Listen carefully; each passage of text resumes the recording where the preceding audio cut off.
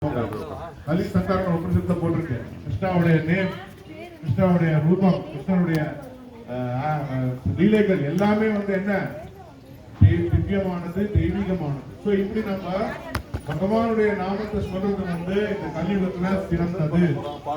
பகவானுடைய நாமத்தை சொல்லுவதால் நமக்கு என்ன கிடைக்கும் சொல்லுங்க? என்ன கிடைக்கும்? பணம் கிடைக்குமா? பொருள் கிடைக்குமா? எல்லாம் கிடைக்கும். பக்தி அதை விட கிடைக்கும். பயப்பட வேண்டாம்.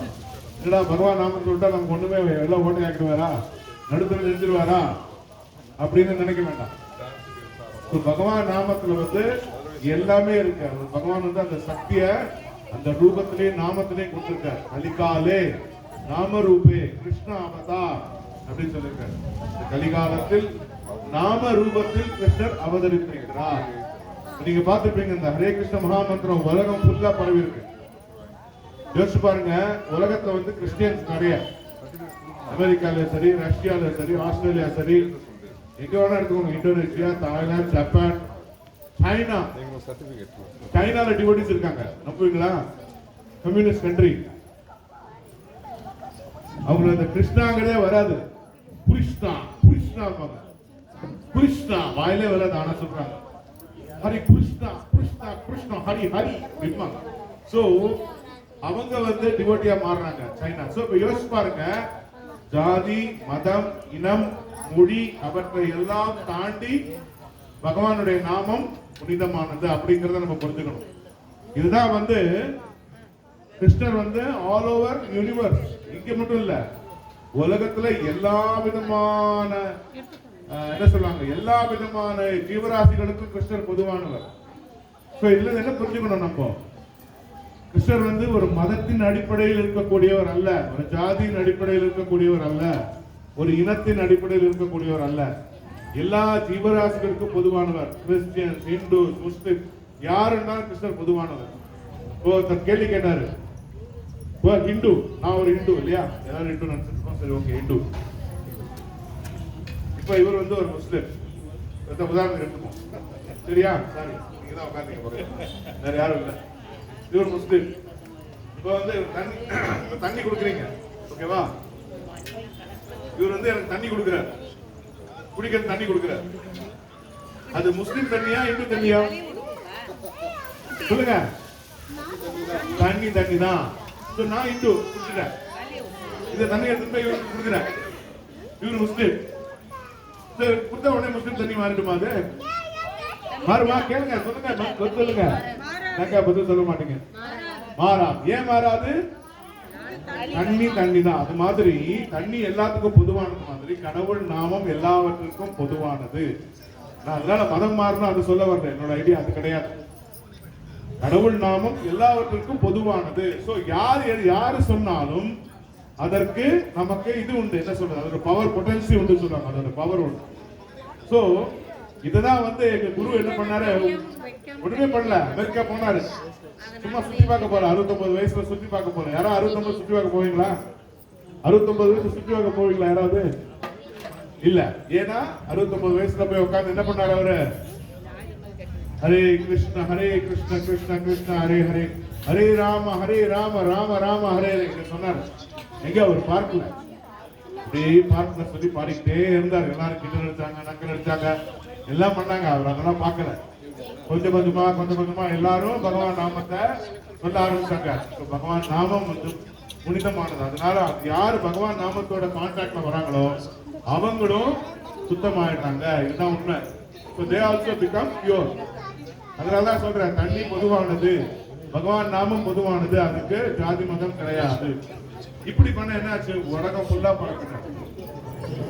ஒரே இடத்துல மட்டும் இல்ல, ஆஸ்திரேலியா, ரஷ்யா, அமெரிக்கா, நீங்க சொல்லுங்க, அந்த இடத்துல ஒரு டிவோட் இருக்காங்க, ஏதாவது ஒரு கண்ட்ரி சொல்லுங்க, அந்த கண்ட்ரில ஒரு டிவோட் இருக்கு. அப்படிப்பட்ட கஷ்டப்பட்ட நிலைமையில போய் எல்லாருக்கும் பகவான் நாமத்தை சொன்னாங்க. எதுக்காக? எல்லாரையும் பகவானுடைய சேவகனாக மாற்றி ஆனந்தமா இருக்கிறதுக்காக. எல்லாரும் ஹாப்பியா இருக்கணும்னு ஆசைப்படுறீங்களா இல்லையா? எத்தனை பேர் ஹாப்பியா இருக்கணும்னு ஆசைப்படுறீங்க? எத்தனை பேர் எப்பவுமே ஹாப்பியா இருக்கணும்னு ஆசைப்படுறீங்க? எத்தனை பேர் அப்பப்ப ஹாப்பி ஆகணும், அப்பப்ப சோகமா இருக்கணும்னு ஆசைப்படுறீங்க? இது வந்து நமக்கு ஒத்து வராது. சோகம் என்பது நமக்கு ஒத்து வராது. ஏனென்றால் நாம் ஆனந்தமயோ அபியாசா கட்டுங்க பகவான். ஆனந்தமாக இருக்கக்கூடிய நாம சோகத்தில் இருப்பது முட்டாள்தனம் அப்படிங்கிற. அப்ப எல்லாம் சொல்றேன், எப்படிங்க நம்ம அப்பப்ப கஷ்டம் வருது, எப்படி நம்ம சமாளிக்கிறது, கஷ்டம் நிறைய வந்துகிட்டே இருக்க, என்ன பண்றது அப்படின்னு நம்ம யோசிக்கிறோம். சோ இதுல ஒரு வழி இருக்கு. ஆக்சுவலா ரொம்ப ஈஸியான வழி. கஷ்டங்கிறது வந்து எப்படி வரும்னா, நாம அதை அலோவ் பண்ணாதான் வரும். ஆக்சுவலா சொல்லுங்க, நாம அதை அலோவ் பண்ணாதான் கஷ்டம் வரும் நம்ம கிட்ட. நாம அலோவ் பண்ணேன்னா வருமா? இப்போ வெரி சிம்பிள். பசங்களுக்கு என்ன, படிக்கிறது கஷ்டம் இல்லையா? புக்கை திறந்தா தூக்கம் தான் வரும். எனக்கு வந்திருக்கு நல்லா. புக்கை திறந்தா தூக்கம் வரும். மற்ற புக்கு அதே தான். வேற கதை புக்கு வந்துச்சுன்னா தூக்கமே வராது. ஏன் வராது? ஏன் வராது? கதை புக்கு வந்தா ஏன் வராது? ஏன்னா அதுல மைண்ட் இருக்குல்ல, மைண்ட் வந்து அதுல லைக்குது. அப்படியே மைண்ட் அதுல அப்படியே போயிடுது. அப்படியே அப்புறம் எழுதுக்கும் சூப்பரா இருக்கு கதை. ஸோ மைண்ட் தான் காரணம். ஸோ நாம கஷ்டப்பட காரணம் என்ன? மைண்ட் தான். ஸோ நாம பகவான் நாமத்தை சொல்லிக்கிட்டு பகவானுடைய இயற்கையான குணங்களை புரிந்து கொண்டு இந்த உலகத்தை கொஞ்சம் புரிஞ்சுக்கிட்டோம்னா கஷ்டம் நமக்கு கிடையாது. கஷ்டம் கிடையாது ஆக்சுவலா. ஆனா எங்க கஷ்டம் ஆரம்பிக்கும்?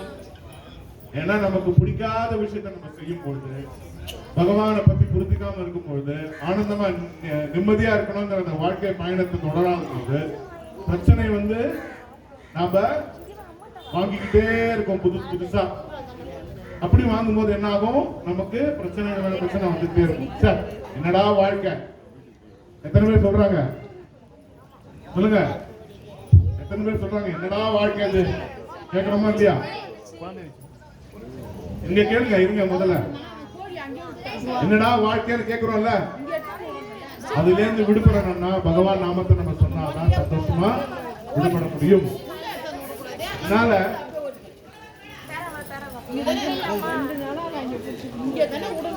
இப்ப என்ன பண்ணணும் நம்ம இந்த உலகத்துல இருக்கும்பொழுது? ஹலோ, எல்லாம் எழுதி போயிட்டீங்க. மழை வரல. சரி, வாங்க. நல்லது, வெரி குட்.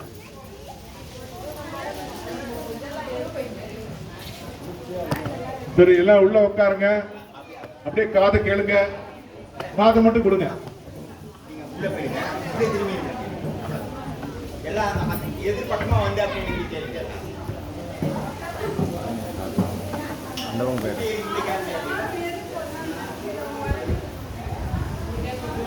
நிறைய பேர் வந்து ஒரு புது படம் பார்த்துருக்கீங்களா? ஹலோ.